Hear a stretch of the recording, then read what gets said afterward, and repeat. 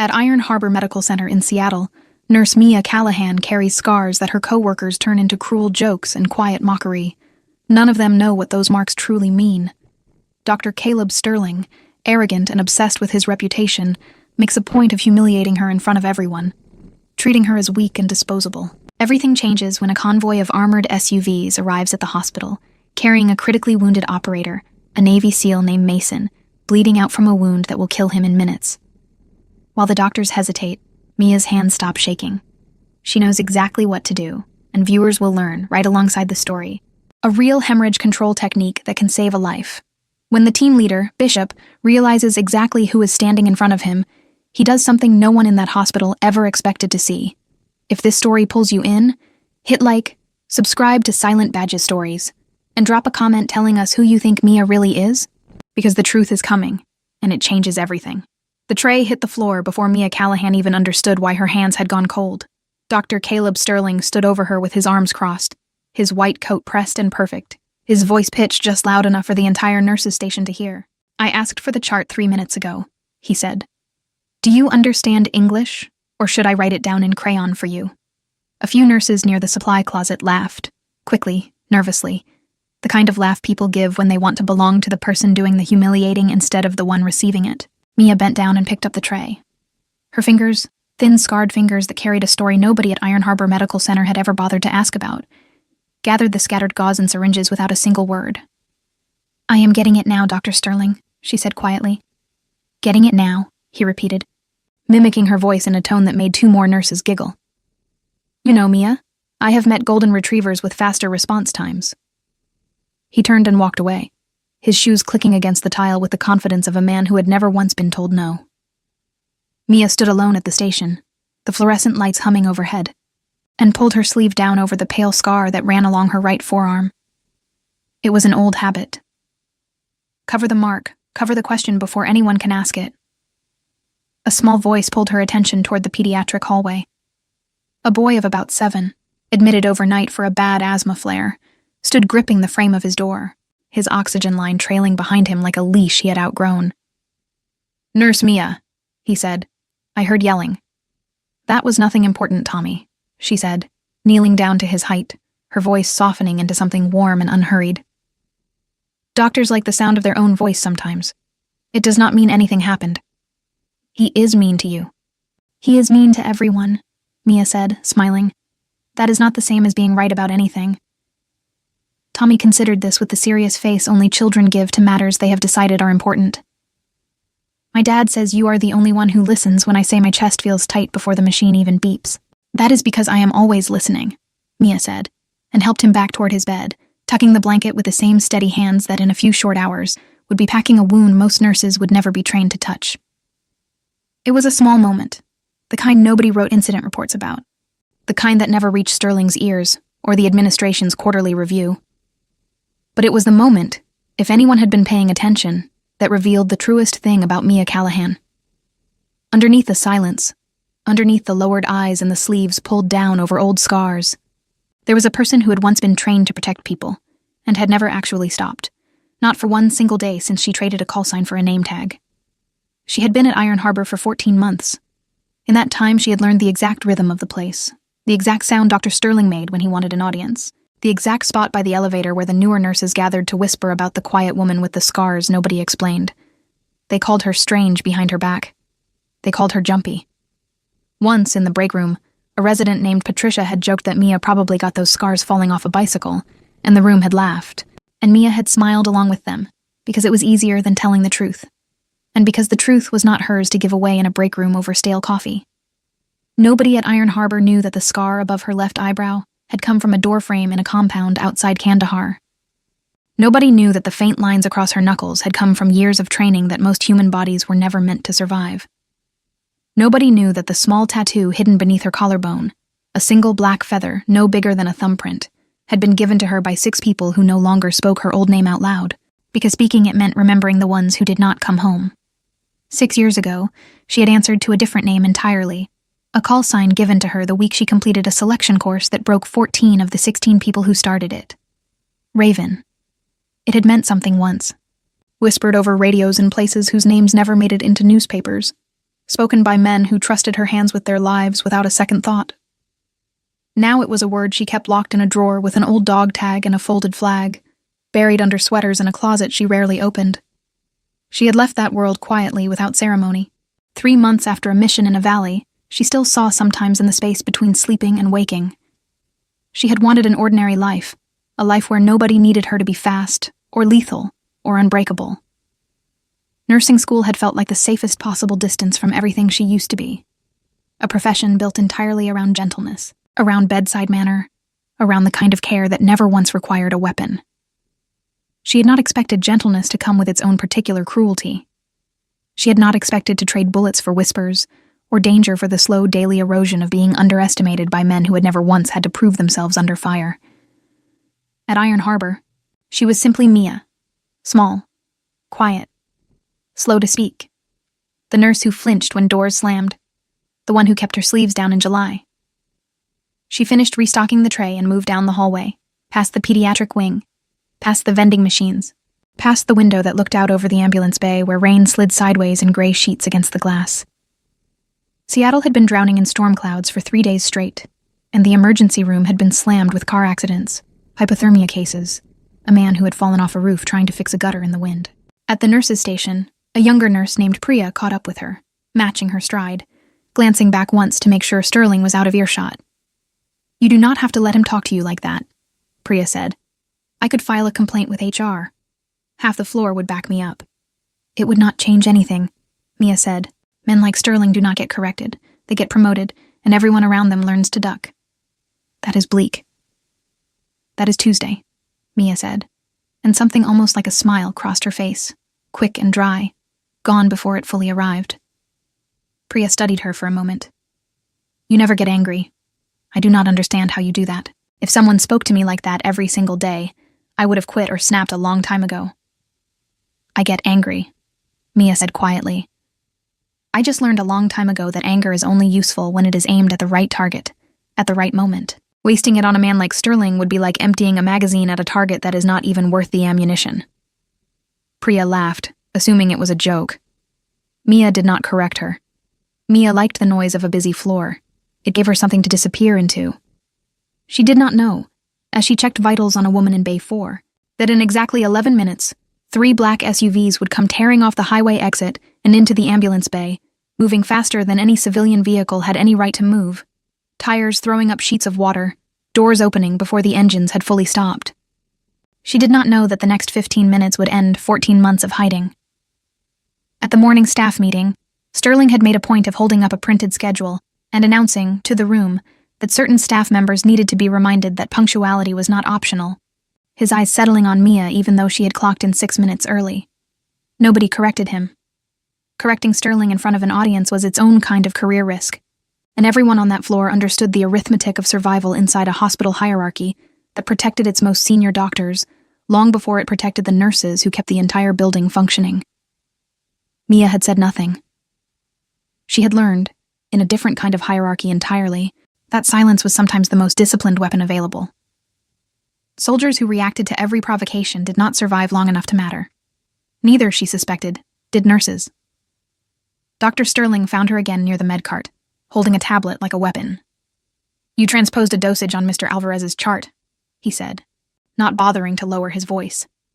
"Do you know what happens when nurses who cannot read a decimal point are allowed anywhere near patients?" "I did not transpose anything," Mia said. Her voice stayed level, but something behind her eyes went very still, the way water goes still right before it turns to ice. "I entered 0.5 milligrams. If the chart says 5 milligrams, someone changed it after I signed off." "Are you accusing me of falsifying a chart?" "I am telling you what I entered." Sterling stepped closer, close enough that 2 passing residents slowed down to watch, close enough that Mia could smell his cologne, expensive, sharp, designed to announce a room before he entered it. "You are a replaceable pair of hands in scrubs," he said quietly enough that only she could hear it now. "There are 40 nurses on a waiting list who would take your position tomorrow. Remember that the next time you decide to argue with a doctor in front of my staff." He walked away before she could answer, which was, Mia understood, exactly the point. Men like Sterling never wanted an answer. They wanted the silence after. the silence that let them believe they had won something. Mia pressed her palm flat against the cool metal of the medcart until the shaking in her fingers stopped. It always stopped. It always had. Ever since the desert. Ever since the compound. Ever since the night that took the tattoo's meaning from a memory into a debt she carried on her skin. Outside, the rain kept falling. And then, at 2:47 in the afternoon, the ambulance bay doors blew open with a sound like a gunshot, and 3 armored SUVs skidded to a stop in the loading zone, and 6 men in tactical gear were pulling a 7th man out of the back seat, a big man, unconscious, his uniform soaked through with something darker and thicker than rainwater, pooling across the pavement in a widening black stain. "We need a trauma team now," one of them was screaming, a man with a scar through one eyebrow and eyes like flint. "He is bleeding out! Move! Move! Move!" Every nurse on the floor froze for half a second, the half second where the brain tries to process a scene too violent for a Tuesday afternoon. Security guards near the entrance reached for radios, unsure whether to treat the armed, tactically dressed men as a threat or as an emergency. Somewhere behind the front desk, a receptionist knocked over a cup of coffee and did not stop to clean it. The automatic doors kept trying to close against the rain, and the bodies moving through them, buzzing an alarm that nobody had time to silence. The wounded man was enormous, easily 6'3", even limp and unconscious, blood soaking through the leg of his uniform in a spreading dark bloom that had already reached his boot. 2 of the tactical men carried him between them in a fireman-style grip, while a third pressed both hands uselessly against the wound, his palms already slick and red, his face pale with the particular fear of a warrior who can fight anything except the mathematics of blood loss. Mia did not freeze. Her feet were already moving before her mind caught up to them, moving toward the doors, toward the blood, toward a language of pressure points and femoral arteries that she had not spoken out loud in 6 years, but had never, not for one single day, forgotten. The wounded man's name, stitched onto a torn strip of uniform, read Mason. He had been shot through the upper thigh, high and close to the groin, in the exact place where an artery ran wide and unforgiving, the exact place where a person could lose enough blood to die in under 3 minutes if nobody knew precisely what to do. Doctors at Iron Harbor did know how to manage gunshot wounds in general, but general knowledge and split-second battlefield instinct are not the same animal. And for 4 long seconds, as Mason was wheeled through the trauma bay doors, the attending physician on shift hesitated, calling for imaging, calling for a surgical consult, calling for things that took minutes Mason did not have. Mia shoved past 2 orderlies and a nursing student frozen against the wall. "Direct pressure is not enough," she said, her voice suddenly sharp, suddenly commanding in a way nobody at Iron Harbor had ever heard from her. "That wound is too high for a standard tourniquet placement. I need a junctional device or I'm packing it by hand right now." The attending physician, a tired man named Dr. Okafor who had never once mocked her the way Sterling did, looked at her with something between confusion and desperate hope. "Callahan, what are you talking about? There is no junctional kit on this floor." "Then get me hemostatic gauze and get out of my way." Nobody moved for a heartbeat, so Mia moved instead, snapping on gloves, kneeling into the blood without a flicker of hesitation, her hands finally, doing the one thing they had been trained across years and continents to do, without asking her permission first. A nursing student named Dana stood frozen against the wall, gauze packs spilling from her trembling hands, tears already starting at the edges of her eyes. "I do not know what to do," Dana whispered. "There is so much blood. I have never seen this much blood." "Look at me," Mia said, not unkindly, without ever taking her eyes off the wound. "Breathe first. Then hand me that entire roll of gauze, all of it. Do not count pieces, just give me the roll." Dana did as she was told, her hand steadying slightly under the calm authority in Mia's voice. "You are doing fine," Mia told her. "Panic is normal. Freezing is not useful. The difference between the two is deciding right now to move your hands anyway." It was, in its own small way, a kind of teaching that no textbook in Dana's program had ever offered her. The kind that only comes from someone who has knelt in blood before and lived to explain it calmly to someone else. This is the moment worth understanding clearly, because what Mia was doing to save Mason's life is something anyone watching this story could learn and use. When a wound occurs high on the thigh, near the groin, in what is called a junctional area, a standard limb tourniquet cannot be applied because there is no single point above the wound to tighten around. This is one of the most lethal injury locations in trauma medicine, responsible for a significant share of preventable battlefield and civilian deaths, because bleeding here can empty a person's blood volume in a matter of minutes. The femoral artery runs directly through this region, carrying an enormous volume of blood to the leg with every heartbeat. In these situations, the technique Mia used is called wound packing, combined with direct, sustained manual pressure. She pressed clean, sterile gauze directly into the wound tract itself, not simply over the surface of the skin, packing it firmly and deliberately down to the source of the bleeding, layer after layer, using her body weight through the heel of her hand to hold continuous pressure directly against the point where the artery had been damaged. This method works because it compresses the bleeding vessel against the surrounding bone and tissue, physically restricting blood flow at its source rather than simply covering the wound. Hemostatic gauze, treated with an agent that accelerates clotting, makes this dramatically more effective, but the packing technique itself, applied with unwavering, unrelenting pressure, held in place for several full minutes without lifting or checking, is what actually keeps a person alive long enough to reach surgery. It requires calm hands, exact anatomical knowledge, and the discipline to hold pressure even when it feels like nothing is happening, because letting go too early to check the wound can undo every second already invested. For anyone watching at home wondering why she did not simply grab the nearest tourniquet, the answer matters. A standard limb tourniquet needs a full loop around a limb, tightened above the wound, cutting off blood flow between the heart and the injury. In a junctional wound, there is no room above the injury to place that loop, because the injury sits at the point where the leg joins the body.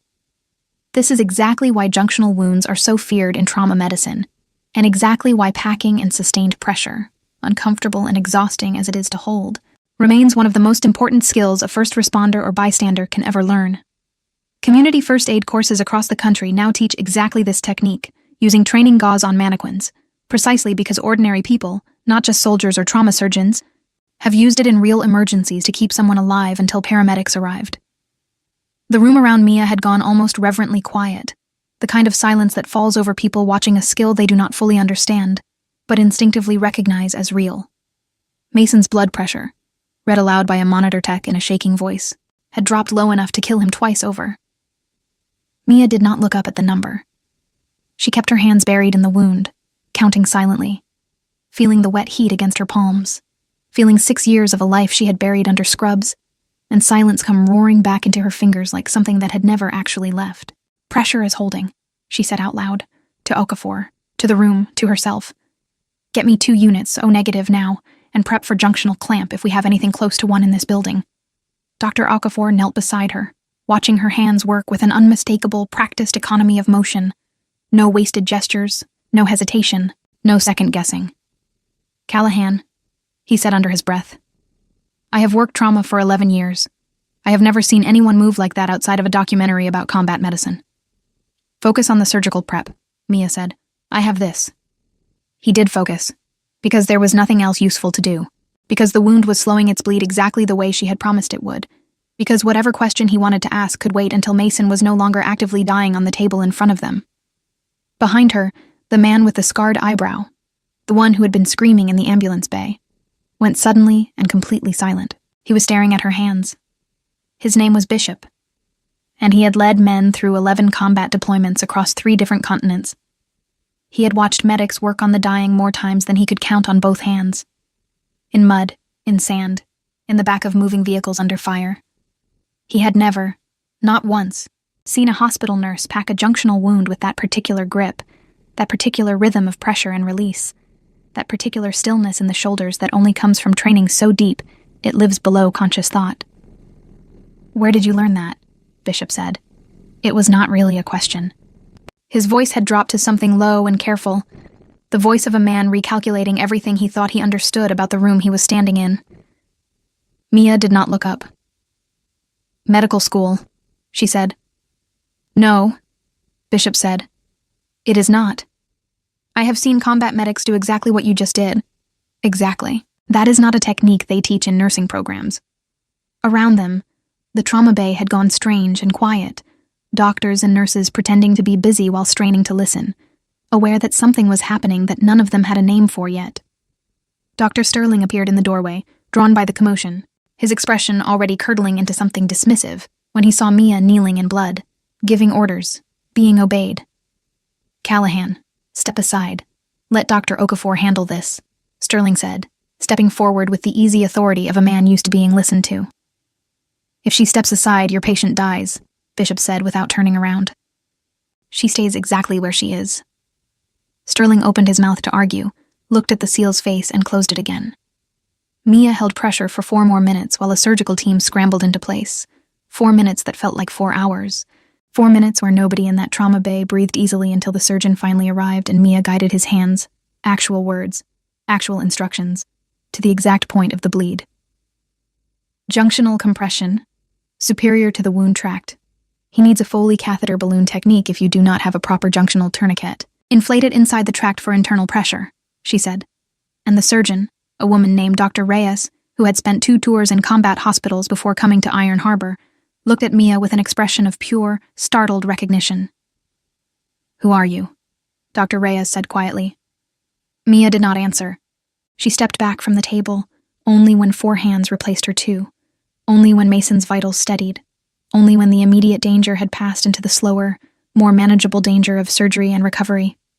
She stripped off her gloves. Her hands, she noticed distantly, were not shaking anymore. Dr. Reyes caught up with her at the scrub sink, pulling off her own gloves with quick, efficient movements, studying Mia with the particular focus of someone recognizing a fellow survivor of something most people never had to survive.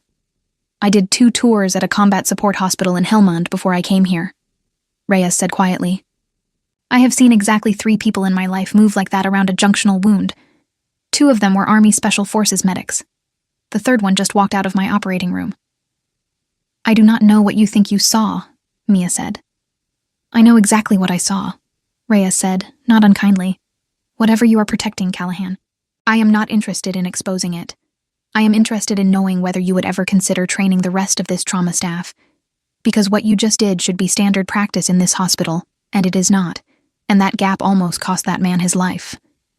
Mia said nothing, but something in her chest loosened slightly, a small unfamiliar ease at being seen without being punished for it. Near the nurse's station, Dr. Sterling stood watching the scene with an expression that had curdled from irritation into something colder and more calculating. He had spent 14 months building a comfortable hierarchy in which Mia Callahan occupied the very bottom rung, useful for humiliation, invisible for anything else. Watching a Navy SEAL defer to her instructions in front of the entire trauma floor had rearranged something in him that he did not yet know how to name. And men like Sterling, when their understanding of the world is rearranged without their permission, rarely respond with grace. He turned and walked toward the administrative wing without a word, already composing, in the careful architecture of his mind, the version of this afternoon he intended to report to the hospital director. One of Bishop's men, a lanky operator with a gap-toothed grin who had introduced himself earlier as Wolf, leaned against the hallway wall, trying and failing to look casual.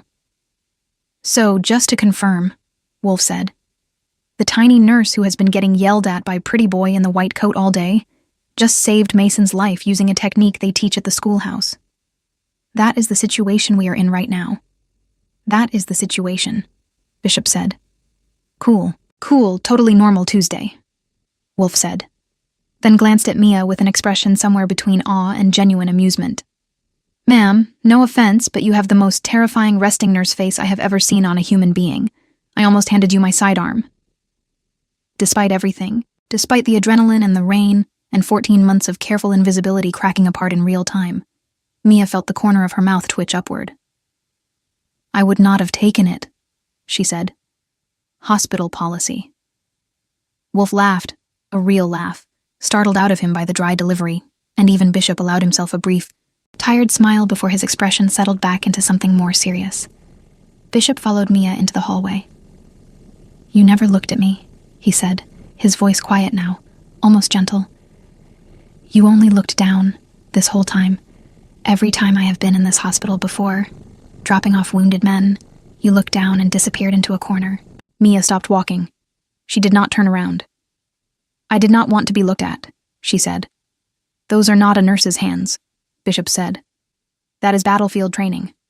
I do not know who you are, Mia Callahan, but I know exactly what you are, and I intend to find out why you have been hiding it in a hospital in Seattle."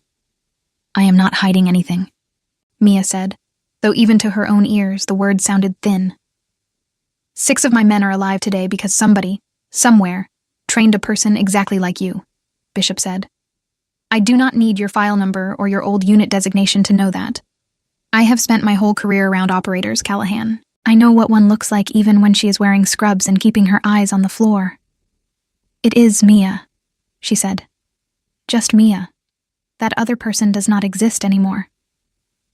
Bishop looked at her for a long moment, rain still dripping off the shoulders of his jacket, the ambulance bay lights flashing red and white behind him through the glass doors. Whoever you used to be, he said quietly.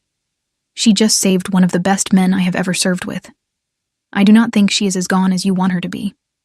He walked back toward the trauma bay, leaving Mia alone in the hallway with the sound of rain against glass and the fading adrenaline still humming beneath her skin. Down the corridor, in an office with a view of the parking garage, Hospital Director Warren Talbot listened to Dr. Sterling's version of the afternoon with growing unease, his pen tapping an uneven rhythm against a legal pad already filling with concerned, cautious language.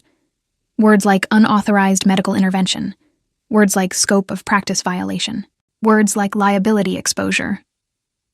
Talbot did not yet know what to make of a nurse who apparently possessed skills far outside her documented training, skills that had, undeniably, saved a patient's life. He only knew that Iron Harbor Medical Center had rules, and rules that got bent in public, in front of witnesses, in front of armed federal personnel, had a way of becoming problems that outlived the emergency that created them. I want a full incident report on my desk by morning, Talbot said, and I want to know exactly who Mia Callahan really is. Sterling nodded, already imagining the version of the story where he emerged as the reasonable voice of caution, the one who had raised concerns while everyone else lost their heads over a nurse with an unexplained skill set. It never occurred to him that the truth, once it finally surfaced, would not be kind to the story he was building. Behind them, through the trauma bay doors, Mason's monitor beeped in a steady, surviving rhythm, and Mia Callahan stood very still in the hallway, feeling 14 months of careful invisibility begin, quietly and irreversibly, to come apart. By morning, the story of what happened in the trauma bay had traveled through every floor of Iron Harbor Medical Center, changing shape with each retelling the way stories always do inside a hospital that runs on gossip and exhaustion in equal measure.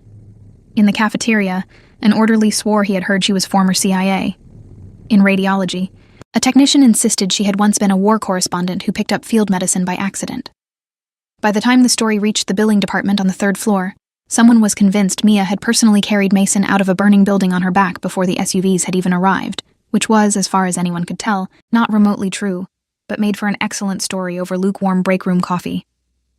Mia ignored all of it. She had spent 6 years learning to let rumors pass through a room without needing to correct them, the same way she had learned to let insults pass through a room without needing to answer them. What she could not ignore, however, was the tightness building in her chest as she approached the locker room and saw Director Talbot waiting, his expression carefully arranged into something between concern and obligation. Mia arrived for her shift to find Director Talbot waiting for her outside the locker room, flanked by a woman from Human Resources holding a folder thick enough to suggest weeks of preparation crammed into a single overnight.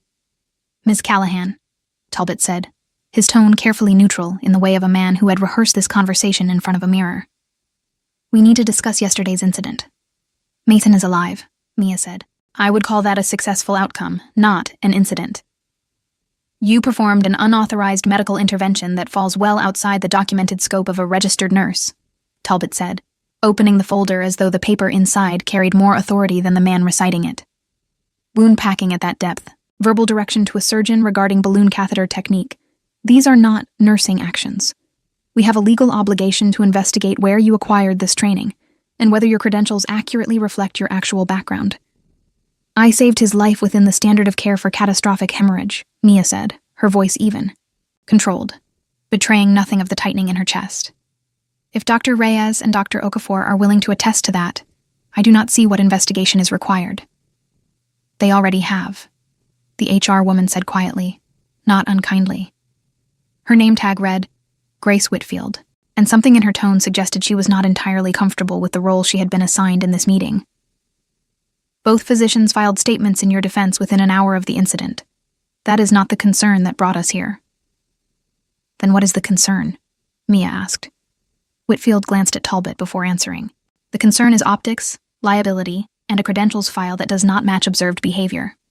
In plain terms, Ms. Callahan, either you are lying about your background on your employment application, which is a terminable offense, or the hospital has been operating for 14 months without accurate information about an employee's actual qualifications. which is a regulatory nightmare. Neither option is comfortable for this institution. There is a third option, Mia said quietly. Which is? That my documented qualifications as a registered nurse are entirely accurate, and I simply possess additional training this hospital never asked about, because it never occurred to anyone here that a quiet woman who kept her eyes down might have a life before Iron Harbor worth asking about. The room went still for a moment. Whitfield looked briefly, almost embarrassed. Talbot closed the folder.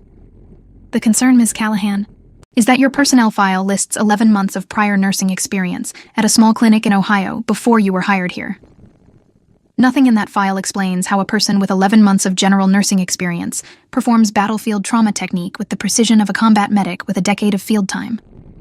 Either your file is incomplete, or it is inaccurate, and either possibility is a problem for this hospital's liability position.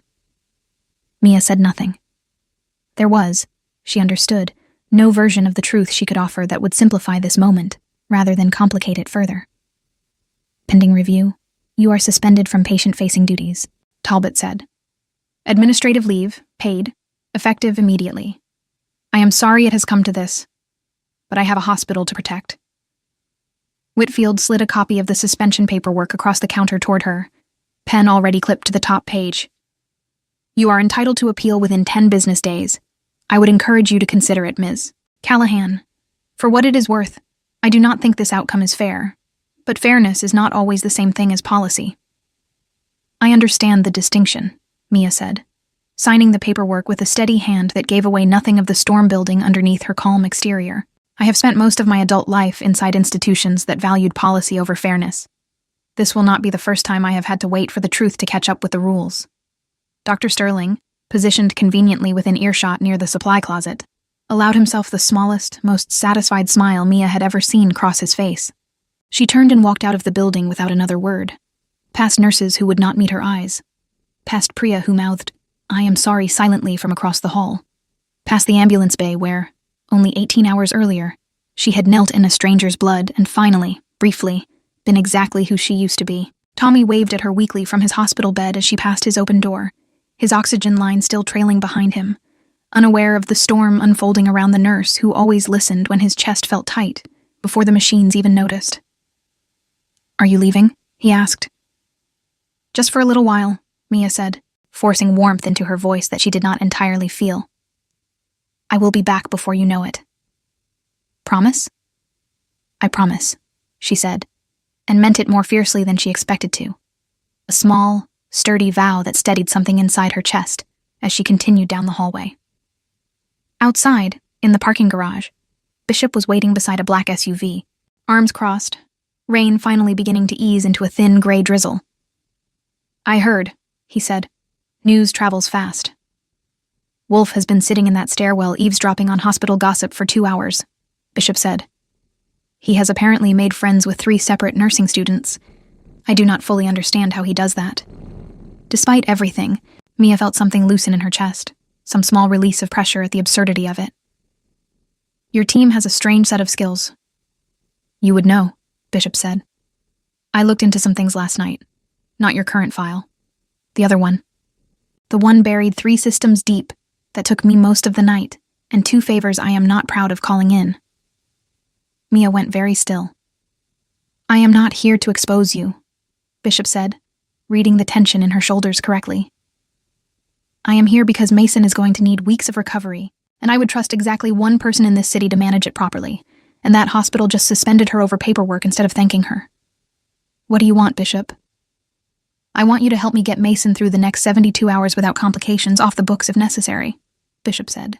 "And I want you to think seriously about whether hiding inside a job that punishes you for excellence is actually the peace you thought you were building for yourself." He leaned against the SUV, rain darkening the shoulders of his jacket. "I read the after-action report from your last deployment, the one where your team pulled 11 wounded operators out of a compound under sustained fire before extraction arrived. Every single one of them survived contact. Every single one. In this line of work, Callahan, that number does not happen by accident. That number happens because someone in that room refused to let it happen any other way." "That was a long time ago," Mia said. "It was 6 years ago," Bishop said, "which, in this line of work, might as well be yesterday. People do not forget medics like you. They tell stories about medics like you for the rest of their careers, usually without ever knowing your actual name, just the call sign, and the numbers that do not make sense unless you were there. I did not come here to be a legend, Bishop. I came here to disappear. I understand that better than you think, Bishop said, quieter now. I have buried enough friends to understand exactly why a person might want to disappear, but disappearing and hiding are not the same thing, Callahan. Disappearing is choosing peace. Hiding is choosing fear, and dressing it up so it looks like peace from a distance. I think you already know which one you have actually been doing for 14 months. Mia did not answer immediately. The rain continued falling, softer now, and somewhere above them, through the concrete ceiling of the parking garage, the hospital continued its quiet daily rhythm of small emergencies and small kindnesses, entirely unaware of the conversation happening in its shadow. I will help with Mason, she said finally.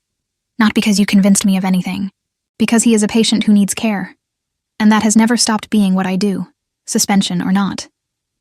Bishop nodded, accepting the deflection for what it was, choosing not to push further. That is enough for today. Rain continued to fall softly against the concrete of the parking garage, and Mia Callahan stood there for a long moment, caught between two versions of a life she had spent 6 years trying to keep separate. Bishop drove her to a private recovery suite 2 floors above the main hospital wing, arranged quietly through a contact in hospital administration, who owed him a favor from another life. Mason lay sedated but stable, monitors beeping their steady reassurance, his massive frame looking somehow smaller against the white hospital sheets. He lost his brother in the same valley where he took this wound, Bishop said quietly, standing beside Mia at the foot of the bed. Different deployment, 3 years apart, almost the exact same terrain. He has not said much about it, but I know it sits with him every time we roll out. Mia said nothing for a long moment, checking Mason's vitals with practiced hands, adjusting his IV line with the quiet competence of someone who had done this 1,000 times before in far worse conditions than a private hospital suite. Grief does not ask permission before it shows up again, she said finally.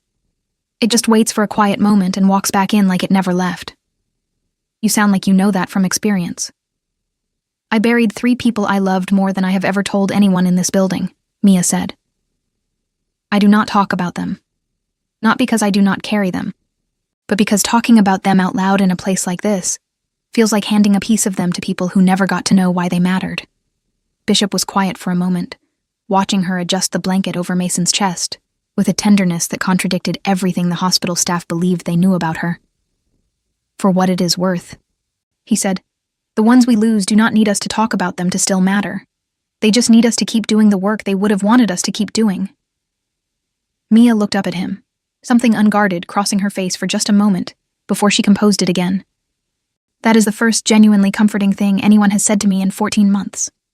I have my moments, Bishop said. And for the first time since the ambulance bay doors had blown open, something like a real, easy silence settled between them. The kind shared only by people who have both stood too close to the same kind of loss to need it explained. That night, a different kind of emergency arrived at Iron Harbor, one that had nothing to do with Mia's suspension, and everything to do with a storm system that had been building over the Pacific for 3 days. Mia had gone to a small motel 3 blocks from the hospital, rather than her apartment, unwilling to sit alone with her thoughts in a space that suddenly felt too quiet after 14 months of carefully maintained routine. She sat by the window, watching rain lash sideways against the glass, replaying the hearing in her mind, wondering whether staying invisible had ever actually protected her, or simply delayed an inevitable reckoning.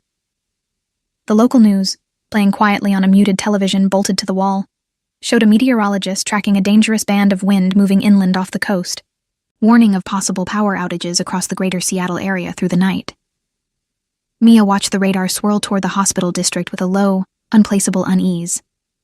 The kind of instinct that had kept her alive more than once in places far more dangerous than a Pacific Northwest storm front. The wind hit first, a sustained gust that tore a transformer loose 2 blocks from the hospital, and then the lights in the ICU flickered once, twice, and died. The backup generator kicked in with a shuddering mechanical groan, but 30 seconds later it failed entirely, plunging the intensive care unit into a darkness broken only by the weak battery glow of a handful of portable monitors. Mia was in the parking garage when the alarm started, a distant, muffled shriek that carried even through concrete and rain. She did not think. She ran back toward the building, badge still in her pocket despite the suspension. because a suspension from paperwork meant nothing in the face of patients on ventilators losing power. Inside, chaos had already taken hold. Nurses moved through darkened hallways with flashlights clenched in their teeth, manually bagging patients whose ventilators had gone silent, voices rising with the particular controlled panic of professionals trying not to become the reason someone died tonight. An elderly patient near the window, a retired schoolteacher named Mrs. Ellison, who had been fighting pneumonia for 6 days, gripped her daughter's hand in the darkness, her breathing shallow and frightened without the steady hum of her oxygen concentrator. "It is going to be okay, Mom," her daughter kept repeating, her voice cracking with the particular helplessness of someone with no medical training, watching machines go dark around someone they loved. Dana, the young nursing student Mia had guided through the trauma bay days earlier, moved into the room with a portable oxygen tank and a steadiness that would have surprised her a week ago. "Mrs. Ellison, I need you to breathe slow with me, in through your nose, count of 4, Dana said, kneeling by the bed, and for a moment, in the darkness, she looked very much like the nurse who had taught her to move her hands instead of freezing. "We have 4 vented patients on that floor, and the generator is not responding," a nurse named Carla shouted into a radio that only produced static in return. "Security says the backup transfer switch failed. We need facilities up here immediately." Mia arrived at the ICU doors, already assessing the room the way she had once assessed compounds and corridors in another life entirely, cataloging exits, cataloging risk, cataloging the fastest path between a problem and its solution. "Listen to me," she said, her voice cutting through the darkness with an authority nobody questioned. "Suspension or not. Manual bagging on all 4 ventilated patients. Now, 1 nurse per patient, steady count. Do not rush and do not stop. Carla, get me every portable battery pack and pulse oximeter on this floor. Someone find facilities and tell them we need that transfer switch manually overridden in the next 4 minutes, or we start losing people." "The switch room is in the basement," a young orderly said, panic edging his voice. "Nobody can get down there fast enough in this." "I can," Mia said. "Where exactly is it?" Bishop, who had followed her back into the building against every instinct telling him to keep his team out of hospital business, fell into step beside her without being asked. "I am coming with you," he said. "I have run blackout extractions in worse conditions than a hospital basement." They moved together through stairwells lit only by emergency strips along the floor, down 4 flights into a basement that smelled of damp concrete and machine oil, following the young orderly's frantic directions toward a mechanical room, secured behind a door, that required a badge Mia no longer technically had clearance to use. "Move," Bishop said, and put his shoulder into the doorframe with the practiced economy of a man who had breached far more dangerous doors in his career. It gave on the second attempt. Inside, the transfer switch panel sat dark, a single indicator light blinking red where it should have shown green. Water had begun seeping under the door from a cracked drainage pipe somewhere overhead, pooling in a thin sheet across the concrete floor, close enough to the panel that Bishop instinctively reached to pull Mia back from the standing water. "Careful," he said. "Water and live electrical panels do not mix." "I know," Mia said, already assessing the panel with a calm, methodical focus, tracing the moisture line with her flashlight, before deciding it had not yet reached the critical components. "We have maybe 90 seconds before that water reaches the relay housing. After that, this becomes a different kind of dangerous." She knelt in front of the panel, tracing wires with the flashlight clenched between her teeth, years of training in expedient field repairs under fire translating, with only minor adjustment, into the language of hospital infrastructure. "The automatic transfer relay failed to engage," she said. "I need to force it manually. Bishop, hold this light steady and do not let it move." Her hands worked quickly, calmly, bridging the failed automatic sequence with a manual override procedure she had learned in a country whose name she still did not say out loud, adapting battlefield electrical knowledge to a hospital emergency panel with a focus that blocked out everything except the wires in front of her. The lights flickered, hesitated, and then flooded back on, first in the basement, then, moments later, radioing up through the building floor by floor as the ICU alarms shifted from panic to relief. Upstairs, 4 ventilated patients breathed steady again on machine power, their nurses sagging with exhausted gratitude against bed rails they had been gripping for 6 straight minutes of handbagging. In Mrs. Ellison's room, the oxygen concentrator whirred back to life with a soft mechanical sigh, and the elderly woman's shoulders sagged in visible relief as steady air filled her lungs again. Her daughter wept quietly into her mother's blanket, murmuring thanks to no one in particular, to whatever combination of luck and competence had kept the lights from staying dark long enough to matter.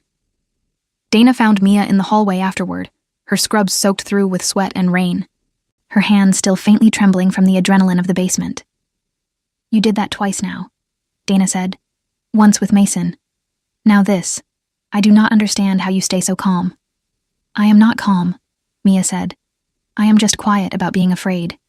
There is a difference, and it is a difference you can learn if you want to." "I want to," Dana said, and meant it with the particular seriousness of someone who had just watched their own hands stop shaking for the first time under real pressure. Carla, the charge nurse who had been coordinating the manual bagging efforts, approached Mia with an expression of exhausted, grudging respect. "Facilities is going to want a full report on how that switch got overridden without proper authorization." "Tell them exactly what happened," Mia said. "I do not have anything left to hide about tonight." Carla studied her for a long moment. "For what it is worth, whatever they decide about your suspension, half this floor already knows you just saved 4 lives. You technically were not even cleared to be near. That is going to be hard for anyone to argue away. That is twice in 2 days you have saved lives that were not technically your responsibility," Bishop said as they climbed back up the stairwell. "Somebody had to," Mia said simply. When they reached the ICU floor, Director Talbot was standing in the hallway, having arrived in the middle of the crisis, having watched, through the chaos, exactly who had solved the problem his own facilities team could not solve fast enough. He did not say anything immediately. He simply looked at Mia for a long moment. The folder from that morning nowhere in sight, and something in his expression had shifted from bureaucratic caution into something closer to reluctant, dawning respect. The formal hearing convened 3 days later in a conference room on the administrative floor. A room Mia had walked past 100 times without ever once being invited inside, its long table polished to a shine that reflected the gray Seattle light filtering through tall windows overlooking the parking garage where, days earlier, Bishop had first asked her to reconsider the piece she thought she had built. Talbot sat at the head of the table, Sterling seated with visible satisfaction near the door, already anticipating a verdict he considered a formality. Reyes and Okafor sat together at Mia's request, their statements printed and stapled in front of them, ready to be read into record if needed. Whitfield from Human Resources occupied a chair near the corner, her expression unreadable. And, unannounced and uninvited, Bishop stood quietly against the back wall in his dress uniform, ribbons and insignia catching the fluorescent light in a way that made the entire room sit up straighter the moment he walked in. Mia sat alone at the far end of the table, her hands folded in front of her, her sleeves rolled down out of habit rather than intention, waiting to learn whether 14 months of careful invisibility had been worth anything at all. "This hearing is to determine Ms. Callahan's employment status following the incidents of this week," Talbot began. "Dr. Sterling has formally requested termination on the grounds of unauthorized medical practice and credential misrepresentation." Sterling stood, straightening his coat with visible relish. "This hospital has standards. Ms. Callahan has, by her own admission, performed procedures far outside her training. Procedures that, frankly, raise serious questions about who she actually is and what she is doing working under false pretenses in a civilian medical facility." "Nobody has demonstrated false pretenses," Reyes interrupted, her voice sharp. "You have demonstrated only that a nurse under your supervision possesses more skill than you were comfortable admitting existed on a floor you consider your personal territory, Dr. Sterling. Those are not the same accusation, and I would be careful conflating them in a formal hearing." "With respect, Dr. Reyes, this is precisely the kind of defensiveness that allows dangerous precedent to take root in a hospital," Sterling said, color rising in his cheeks. "If any nurse can simply perform unauthorized procedures whenever they personally decide it is warranted, we no longer have a functioning system of medical authority in this building." "The system of medical authority in this building failed that patient for 4 full seconds while doctors called for imaging on a man who was actively bleeding to death," Okafor said quietly. "I called those imaging orders myself, Dr. Sterling. In a moment of hesitation, I will regret for the rest of my career. Ms. Callahan corrected that failure in real time and saved a life that our normal protocol would have lost. I would like that officially recorded before this hearing proceeds any further." Talbot raised a hand for quiet. "Duly noted, Dr. Okafor. Continue, Dr. Sterling, but I would ask you to address the actual credentialing question rather than general concerns about precedent." "Before you continue," Bishop said quietly from the back of the room, "I would like to be recognized." Talbot, aware of exactly whose uniform was standing in his conference room, nodded slowly. "Go ahead, Commander." 3 days ago, Mia Callahan performed junctional wound packing on one of my men in your trauma bay, technique that kept him alive long enough to reach surgery," Bishop said. Last night, she manually overrode a failed transfer switch in your basement during a total power failure, saving 4 ventilated patients on this floor. I have spent 17 years around medical personnel in combat zones, and what she has done in the last 3 days exceeds the training of most special operations combat medics I have served beside. He paused, and the room went very still. Her name was not always Mia Callahan, Bishop continued. For 6 years, she served under the call sign Raven, attached to a joint special operations medical unit, whose casualty statistics I am not authorized to disclose in detail, except to say that unit is directly responsible for the survival of more operators than any comparable unit in the last decade. She left that career honorably, quietly, and by her own choice, to build a civilian life. I did not come here today to reveal secrets she wished kept private.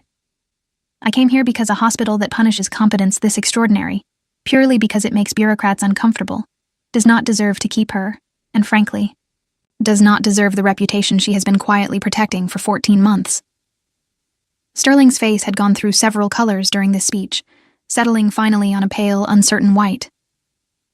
That is an extraordinary claim. We have no way to verify. I can verify it, Dr. Reyes said. I recognized the technique the moment I saw it. I did not say anything because it was not my secret to reveal.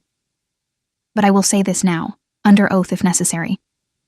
Whatever Mia Callahan used to be, she saved a man's life in my operating room using skill that no nursing program on Earth teaches.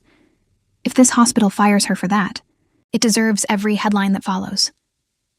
Okafor nodded beside her. I have 11 years of trauma experience. I learned something watching her work that I intend to teach every resident who rotates through my service from now on. Talbot looked around the room slowly, at Sterling's collapsing composure, at Reyes and Okafor's steady conviction, at Bishop's quiet, immovable certainty, and finally at Mia herself, sitting very straight, her hands folded on the table, the small scar above her eyebrow catching the light. Ms. Callahan, Talbot said, is what the commander said true? Mia was quiet for a long moment. 14 months of careful invisibility, of lowered eyes and covered scars, and silence swallowed instead of spoken, gathered behind her like a wave finally given permission to break. Yes, she said simply. My name was Raven. I served 6 years in a role I am not able to discuss in detail. I left because I wanted an ordinary life, not because I was running from anything I am ashamed of. I became a nurse because caring for people without a weapon in my hand felt like the truest version of peace I could imagine. I never lied about my competence. I simply never advertised where it came from because I did not think anyone here had earned the right to that story. She looked directly at Sterling. You called me replaceable. You called me a pair of hands and scrubs. I let you believe that because it was easier than explaining who I used to be to a man who has never once had to prove himself under real pressure. But I'm not replaceable, Dr. Sterling, and neither is a single nurse on this floor who you have spent years humiliating in front of an audience that laughed because it was safer than defending them. The room was silent. Sterling opened his mouth and closed it again, finding, for the first time in 14 months, nothing sharp enough to say. Talbot closed the folder in front of him. This hearing is concluded. Ms. Callahan is reinstated to full duty, effective immediately, with a formal commendation added to her file for exceptional emergency response, twice in 1 week. Dr. Sterling, you and I will be having a separate conversation about workplace conduct standards at this hospital, a conversation I suspect is long overdue. Sterling left the room without a word. His posture, for the first time since Mia had known him, noticeably diminished. Talbot lingered after the others had filed out, closing the folder in front of him with a slow, deliberate motion. I owe you an apology, Ms. Callahan. I let concern about liability outweigh concern about doing right by a member of my staff. That is a failure of leadership on my part, and I intend to correct it, starting with a full review of how this hospital treats the people who keep it running, while doctors like Sterling take the credit for it. Apology accepted, Mia said, though I would rather see it in the policy than in the sentence, Director Talbot. Talbot allowed himself a small, tired smile. Fair enough. I will make sure it shows up in both. He gathered his papers and left, and for a long moment, Mia sat alone in the conference room, the stormlight through the tall windows catching dust motes drifting slowly above the polished table. 14 months of careful invisibility, finally, quietly, settling into something she no longer needed to carry alone. In the hallway afterward, Bishop found her by the window overlooking the ambulance bay, the storm finally clearing into pale afternoon light. Mason wants to see you before we transport him for continued rehab, Bishop said. He woke up an hour ago. First thing he asked was who packed his wound. Mia found Mason sitting up in his hospital bed, pale but alert, a tube still taped along his forearm, his eyes tracking her the moment she entered the room. They tell me a nurse saved my life, Mason said, his voice rough but steady. They also tell me that nurse used to be called Raven. Word travels fast around here, Mia said. I served with a medic once who trained under that call signs program, Mason said. Never met her personally. Heard stories, though. Heard she never lost a man in the field. Not once. Not in 6 years. Mia said nothing, but something in her chest. Something she had held tightly closed for 6 years. Eased slightly at hearing a truth spoken aloud by a stranger who had no reason to lie. Thank you, Mason said simply. Whatever name you are using these days. Get some rest, Mia said. You have a long recovery ahead of you, and I intend to make sure you do it properly. Mason smiled, the first real smile the room had seen from him. Understood, ma'am.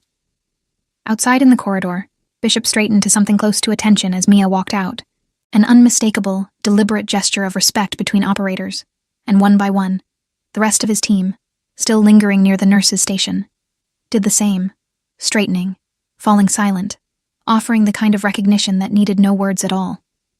Priya, watching from the nurse's station, stared at the scene with wide eyes. Did a Navy SEAL just salute our nurse? Apparently, Dana said, still holding a chart she had forgotten she was carrying. Our nurse is not just our nurse. In the weeks that followed, Mia did not leave Iron Harbor Medical Center. She could have.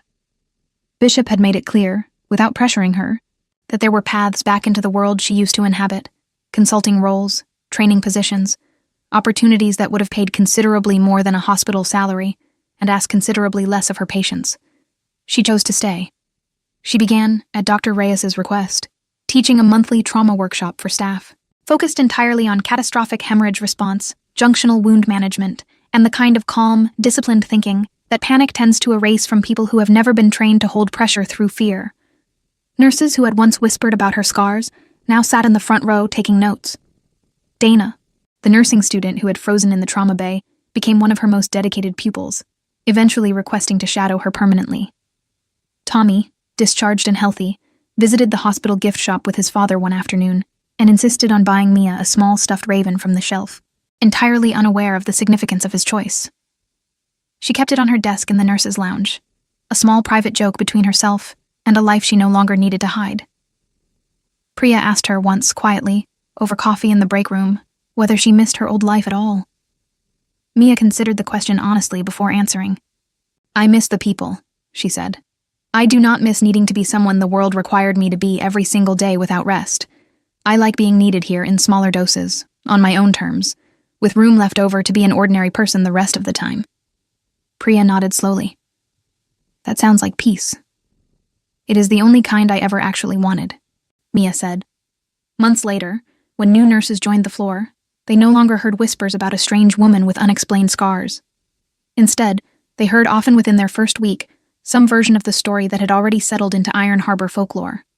The story of the quiet nurse who once made a Navy SEAL commander stand at attention in a hospital corridor. The story of hands that could hold a wound, closed with the same steadiness they used to hold a frightened child's fingers during a bad night on the pediatric floor. Dr. Sterling transferred to a different department within the year, requesting a change of scenery that everyone quietly understood had less to do with career growth and more to do with no longer being able to walk the trauma floor without every nurse on shift remembering exactly how wrong he had been about the woman he once called replaceable. Dana, standing at the back of the trauma bay during one of Mia's later workshops, raised her hand near the end of the session. Do you ever think about going back? She asked. To whatever life you had before all this?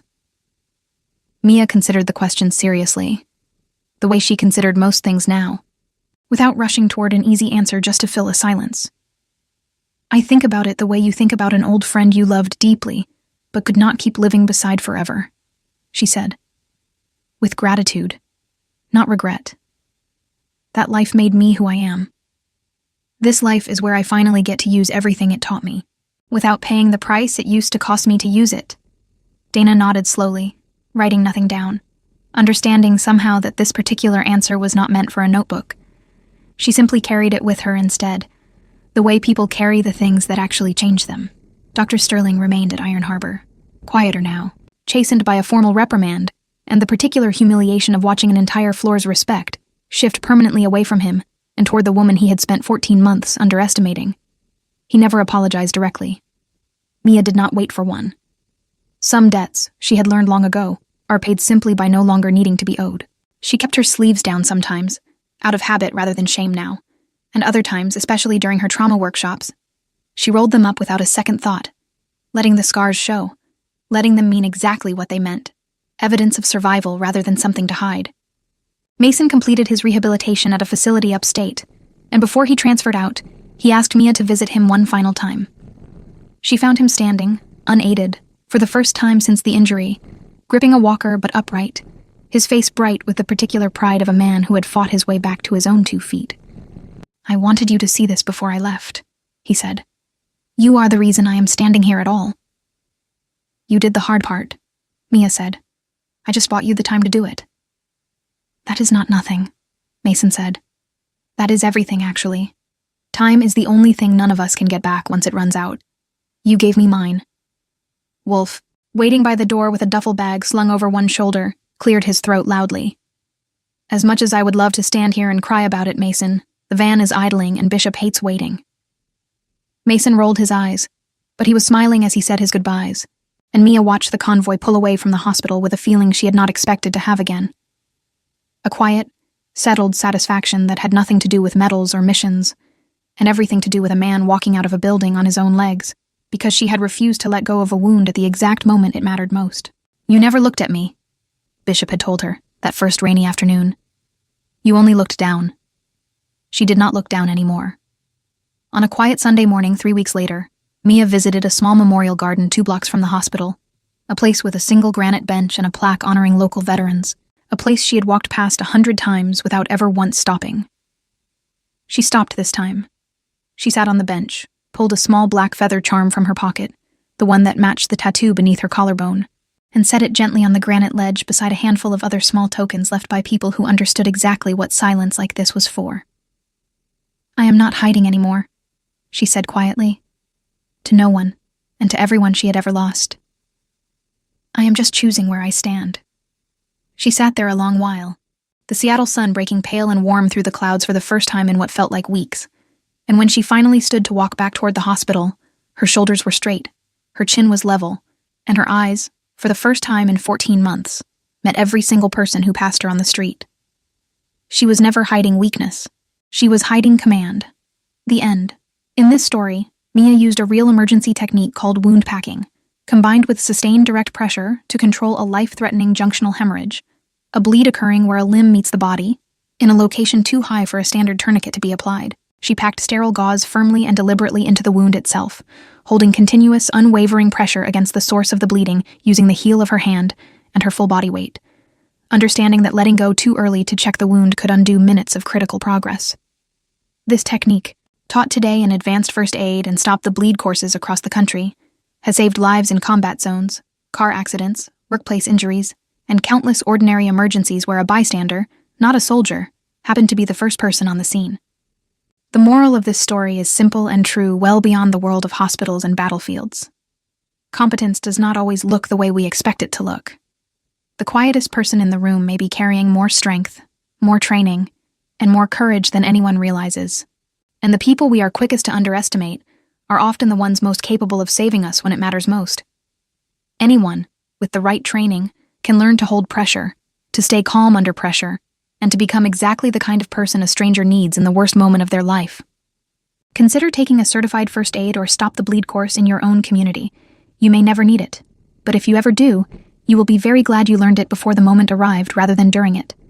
If this story moved you, hit like, subscribe to Silent Badges Stories, and tell us in the comments which moment hit you hardest, because there are more stories like Mia's still waiting to be told.